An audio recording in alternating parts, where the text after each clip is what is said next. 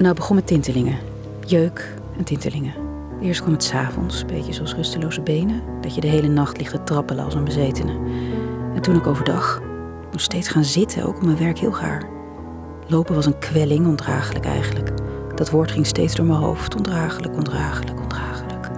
Weg, demon. Goed. Ik wilde steeds maar naar die grond. Weg, demon. Goed. Nou, en gisteren dus, ik strompelde naar de keuken voor een glas jus d'orange. Ik open de koelkastdeur en ik kijk recht in de rimpels van een verlepte groep sla. En toen zakte ik door mijn knieën. Ik kwam niet meer overeind.